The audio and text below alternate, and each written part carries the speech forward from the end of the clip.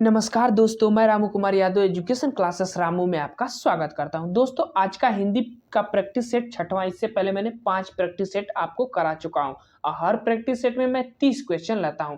कम से कम समय में ज़्यादा क्वेश्चन कराने की मेरा यही लक्ष्य रहता है। तो अगर आप टेट एग्जाम 23 जनवरी को जो होने वाला है उसकी तैयारी करते हैं तो आप इस प्रैक्टिस सेट को जरूर लगाइएगा, या किसी भी एग्जाम में जो हिंदी उसमें पूछेगा तो ये उसके लिए एकदम इम्पोर्टेंट है। तो अगर आप 23 जनवरी की तैयारी करते हैं तो आप जरूर इसको लगाइएगा। कम समय में मैं ज़्यादा प्रैक्टिस सेट आपको करा दूंगा हिंदी का, जो कि 30 में से 30 क्वेश्चन, 30 में से 28 क्वेश्चन तो आप लगभग सही कर देंगे। तो चलिए दोस्त, अगर आप टेट एग्जाम की तैयारी करते हैं तो आप वीडियो को जरूर देखिएगा। वीडियो पसंद आए तो अपने दोस्तों के पास शेयर भी करिएगा। तो चलिए दोस्त, सीधे चलते हैं अपने प्रैक्टिस सेट छठवें के प्रश्न नंबर 1। प्रश्न नंबर 1 करा कि निम्न से सरल वाक्य नहीं है। इसमें से सरल वाक्य आपको कौन सा नहीं वो बताना है। तो मुझसे पढ़ा नहीं जाता, यही सरल वाक्य नहीं है। सी वाला विकल्प सही हो जाएगा। वाक्य 3 प्रकार के होते हैं: सरल वाक्य, मिश्र वाक्य और संयुक्त वाक्य। सरल वाक्य को उसे कहते हैं जो साधारण बातें कही जाती है, जैसे कि आर्यास किताब पढ़ता है तो ये साधारण वाक्य है। सत्यम घर जाता है तो ये साधारण वाक्य है। तो इसीलिए जो सी वाला विकल्प है वो सही हो जाएगा। प्रश्न नंबर दूसरे पर चलते हैं। प्रश्न नंबर 2 कह रहा कि मुझसे पढ़ा नहीं जाता। वाक्य में कौन सा वाच्य है? वाच्य भी 3 प्रकार के होते हैं: कृत, कर्म और वाच्य, भाववाच्य। तो मुझसे पढ़ा नहीं जाता मतलब उससे पढ़ा नहीं जा रहा है, वो इसकी एक कमी है। कमी को ही हम विशेषता कहते हैं और वो एक भाव के अंतर्गत आता है। इसीलिए सी वाला विकल्प दूसरा का भी सही हो जाएगा। प्रश्न नंबर तीसरा कह रहा है कि राकेश शब्द का संधि विच्छेद आपको बताना है। तो राकेश शब्द को जब आप संधि विच्छेद करेंगे तो रा का प्लस ईस हो जाता है, यानी आ के साथ जब छोटी ई मिलता है तो वो ए में कन्वर्ट हो जाता है और ये गुण संधि के अनुसार होता है। तो बी वाला विकल्प इसका सही हो जाएगा, तीसरा का बी वाला विकल्प। प्रश्न नंबर 4, स्वर संधि को अन्य किस नामों से जाना जाता है? तो स्वर संधि को किस नामों से जाना जाता है? विकल्प सामने है आपके। अच 2 बार दिया है, लेकिन पकड़ना क्या है कि उसमें थोड़ा सा बारीकी अंतर दिया है और वो भी हलंत का। तो बी वाले में हलंत लगा हुआ है, देखिए वही विकल्प सही हो जाएगा। संस्कृत में स्वर संधि को अच कहा जाता है। अच क्यों कहते हैं? जैसे कि जो महेश्वर सूत्र 14 है उसमें से 4 जो महेश्वर सूत्र हैं शुरू के, अयूण, रिल, रिक, एवं और अयवच, इस 4 स्वर के 4 वर्ण के अंतर्गत जो उसके अंतर्गत सभी स्वर आते हैं। इसीलिए संस्कृत इसको स्वर संधि को अच नाम से जाना जाता है, स्वर संधि को अच के नाम से। तो सी बी वाला विकल्प सही हो जाएगा चौथा का। अब चलते हैं प्रश्न नंबर 5। लंबोदर शब्द में कौन सा समास है? भाई देखिए कितना सरल क्वेश्चन है। लंबोदर तीसरे को संकेत कर रहा है, तो इसीलिए जब तीसरे को संकेत किया जाता है तो बहुव्रीहि पर जाया जाता है। बी वाला विकल्प सही हो जाता है। लंबोदर हम गणेश जी को कहते हैं, गणेश जी को। प्रश्न नंबर 6वां, धर्माधर्म में कौन सा समास है? तो धर्माधर्म में कौन सा समास है? तो इसका विच्छेद करेंगे तो धर्म डैश अधर्म, तो यानी कि ये द्वंद्व की स्थिति उत्पन्न हो रही है। ए वाला विकल्प सही हो जाएगा 6वां का। जब 2 शब्दों में विपरार्थक मिला ना तो उस पर भी आप द्वंद्व में ही जाइएगा, याद रखिएगा। यहाँ धर्म एक है और एक अधर्म है, तो यहाँ विपरीतार्थक यानी धर्म का अधर्म विपरीत अर्थ हो जाता है। तो इस तरह से आप पकड़ सकते हैं। 7वां प्रश्न पे चलते हैं। निम्न शब्द में स्त्रीलिंग शब्द नहीं है। इसमें से कौन सा स्त्रीलिंग शब्द नहीं है ये आपको बताना है। तो जो स्त्रीलिंग नहीं है वो सभा स्त्रीलिंग के अंतर्गत नहीं आता है। सी वाला विकल्प 7वां का सही हो जाएगा। बोली, पानी, पासा सभी स्त्रीलिंग है। प्रश्न नंबर 8, निम्न में स्त्रीलिंग शब्द है। इसमें से आपको बताना है कि कौन स्त्रीलिंग शब्द है वो।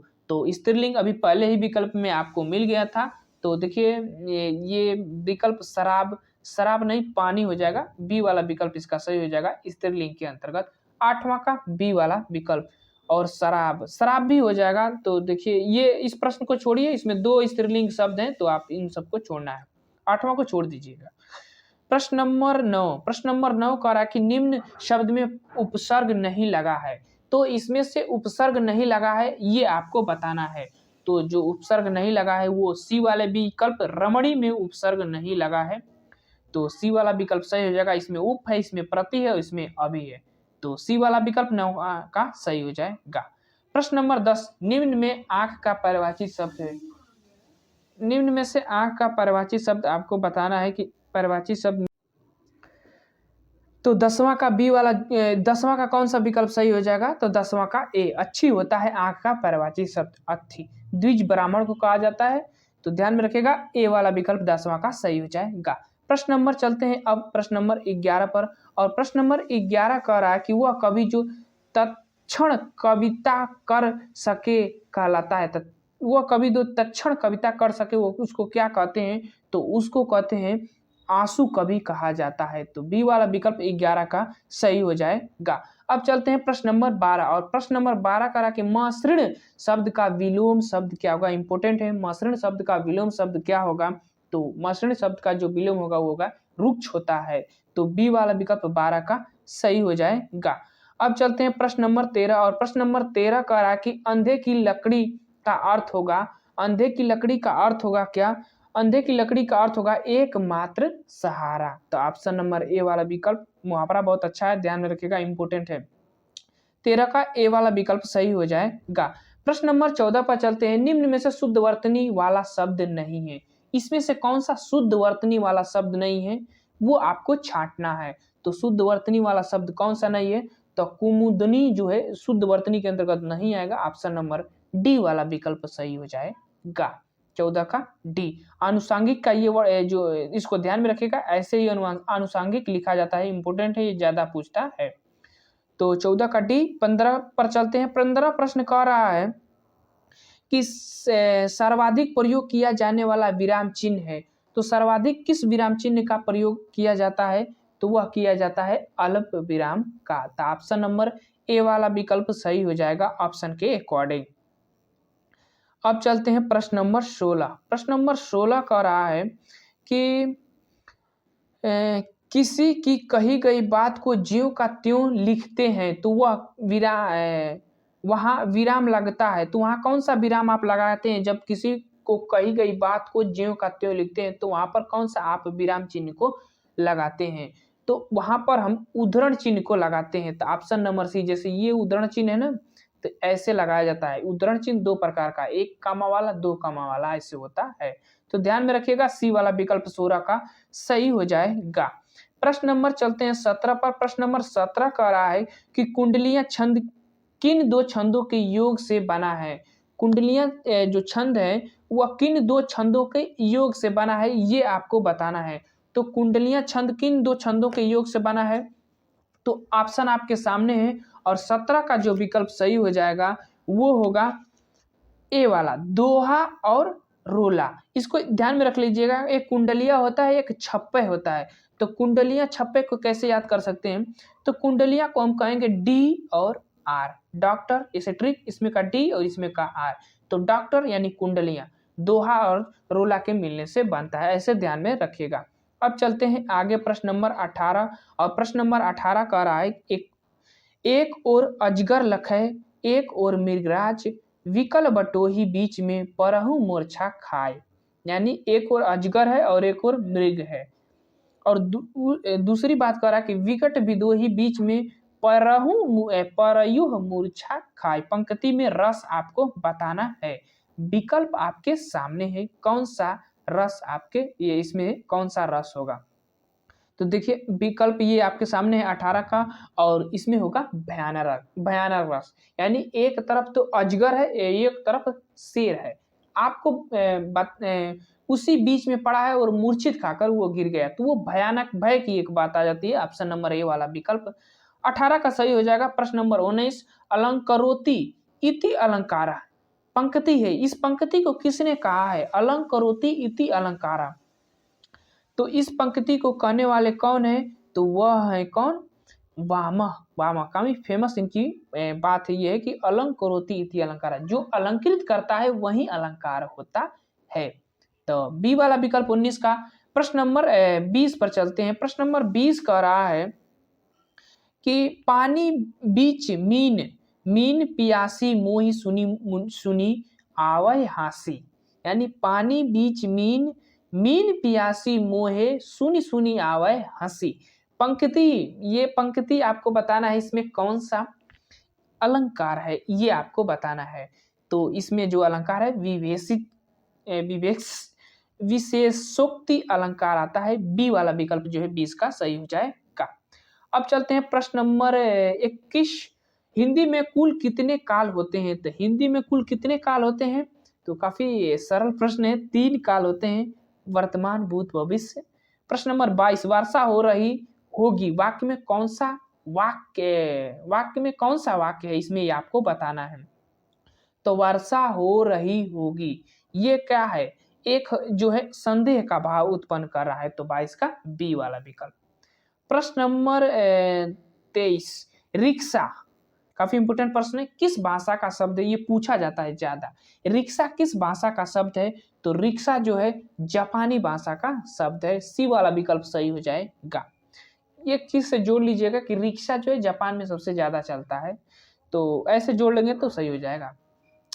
प्रश्न नंबर 24, निम्न में योग रूढ़ शब्द है, इसमें से योग रूढ़ शब्द, देखिए शब्द 3 प्रकार के, एक रूढ़, एक यौगिक और एक योग रूढ़ शब्द। तो योग रूढ़ शब्द कौन सा है? योग रूढ़ शब्द यो 2 शब्दों के योग से बने हो, परंतु वो तीसरे शब्द अर्थ की तरफ शब्द की तरफ संकेत करते हो, तो इसमें से कौन करेगा? तो ए वाला विकल्प 24 का, ए वाला विकल्प लंबोदर गणेश को चाहते हैं, इसीलिए ए वाला विकल्प सही हो जाएगा 24 का। अब चलते हैं प्रश्न नंबर 25, जिन शब्दों की व्युत्पत्ति कुछ पता नहीं चलता है वे शब्द क्या कहलाते हैं? तो उसको हम कहते हैं, क्या कहते हैं? देशज कहते हैं। 25 का बी वाला विकल्प जो है सही हो जाएगा, देशज। जैसे लोटा, थोटा, पोटा, ये सब देशज शब्द होते हैं। प्रश्न नंबर 26 पर चलते हैं, और प्रश्न नंबर 26 कह रहा है कि निम्नलिखित में से संकर शब्द नहीं है। संकर शब्द उसको कहते हैं जो शब्दों के मिल योग से बने होते हैं, उनको संकर शब्द कहा जाता है।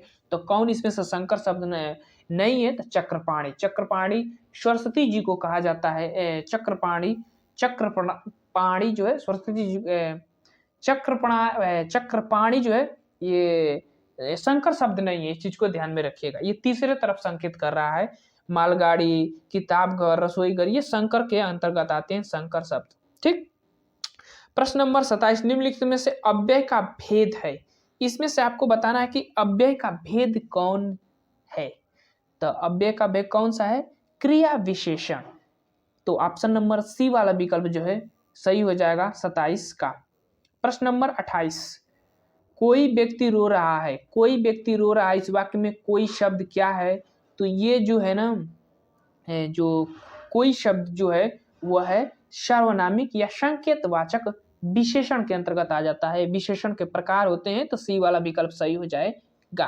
प्रश्न नंबर 29, निम्न में अग्रस्वर आपको बताना है कि इसमें से कौन सा है।